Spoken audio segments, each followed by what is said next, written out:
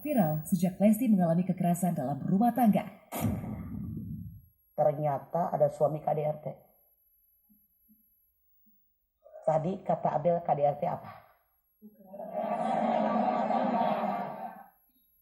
Ada oral, ada fisik.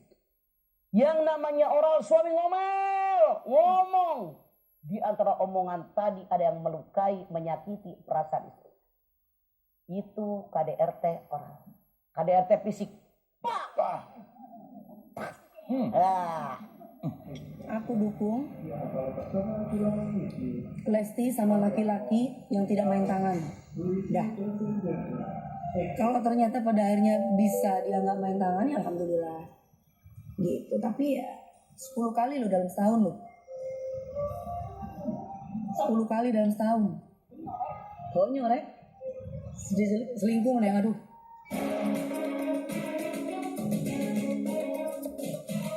Dan benar saja, pro kontra terus terjadi di sosial media. Sementara itu, sebagian besar penggemar Lesti pada akhirnya mengaku kecewa atas keputusan Lesti memaafkan Bilar dalam tempo yang sangat singkat. Lesti bahkan seperti bergegas sepulang umroh, langsung menemui Bilar yang sudah ditetapkan sebagai tersangka oleh polisi. Kemudian muncullah pencabutan laporan serta usaha melakukan perdamaian. Hampir semua netizen yang berbasis penggemar Lesti merasa sangat kecewa karena sejak Lesti mengalami kekerasan, semua seolah bersatu untuk membelanya. Kalau saya sih bagusnya sih nggak usah dicabut ya. Kalau dicabut kan kenapa harus dilaporin gitu kan. Jadi jujur aja saya kecewa banget.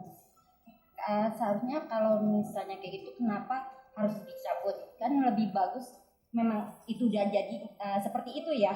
Memang harus dilaporkan dan itu emang tanggung jawabnya Bilar untuk ibarat kata itu udah apa sih hukumnya dia ya. Ya nggak mungkin lah harus dicabut. Kita sih nggak pada setuju.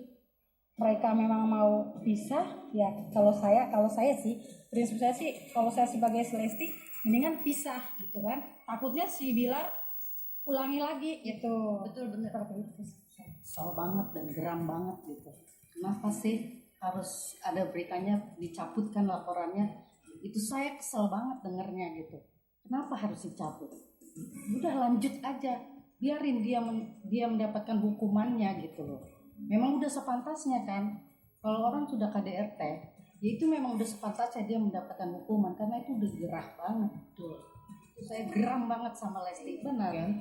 Aku kecewa banget soalnya nanti yang ada tuh suaminya itu nanti akan terus nggak bisa sekali, apalagi udah selingkuh kan. Aduh, kalau kita sih jadi Lesti nggak mau deh ya. Mungkin kalau untuk memaafkan oke, kita sama manusia saling maafkan, tapi untuk rujuk kembali jadi keluarga yang seperti kemarin itu kayaknya nggak bisa deh gitu. Kayaknya kecewa banget kalau sampai Lesti mau kembali lagi ya. Enggak deh, jangan deh.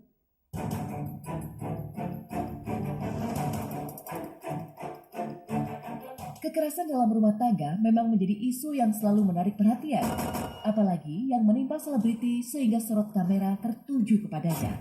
Tapi selama ini, menurut data yang dihimpun Komnas Perempuan, wanita yang berani mengungkap peristiwa kekerasan yang dialami sangatlah sedikit. Sementara itu, keberanian Lesti mengadukan KDRT yang dialami langsung banjir dukungan.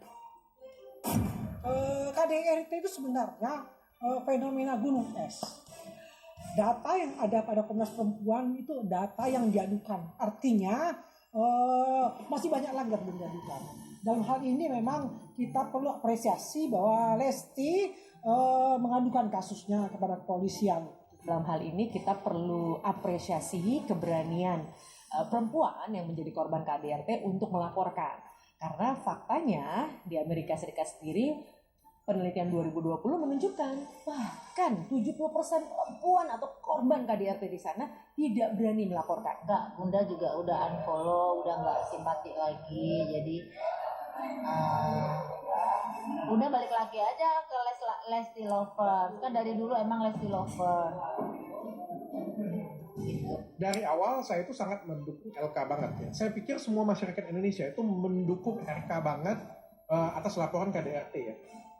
dalam bentuk apapun KDRT itu tidak diperbolehkan, dan kita mensupport semuanya untuk ya dilaporin polisi, kalau perlu dipenjarakan pakai baju orange atau apalah itu pokoknya ya. Tapi kok sekarang saya ngelihatnya lebih baperan kita daripada, lebih baperan netizen sih, bukan saya, lebih baperan netizen Indonesia daripada LK-nya sendiri. Lucu kan, mereka ngerasa ini seperti di prank.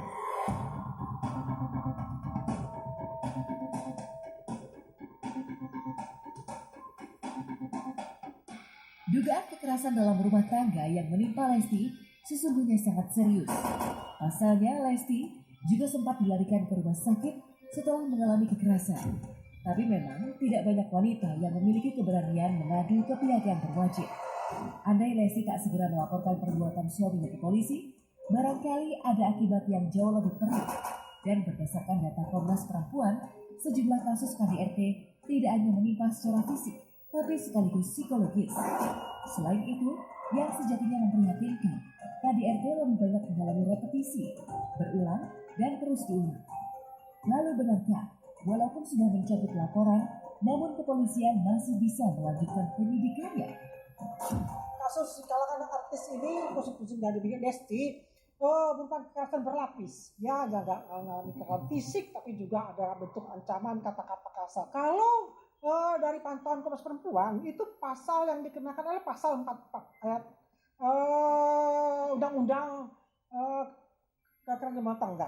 Ya, ini delik biasa, artinya penyidik tetap dapat melanjutkan penyidikannya walaupun korban mencabut laporannya. Jadi tanpa persetujuan korban pun penyidik tetap dapat melanjutkan aduannya, penyidikannya. Kekerasan dalam Lesti itu dapat mengancam nyawanya. Jadi sampai dia harus rumah sakit. Kemudian kedua, dapat mengakibatkan juga kematian. Dia dapat juga jadi disabilitas anak-anak. Jadi ini bukan kekerasan yang dalam arti sampai mengancam nyawa seorang korban. Dia biasa, memang dia biasa, sehingga tetap dapat berlanjut pendidikannya dan dia tetap dapat mungkin.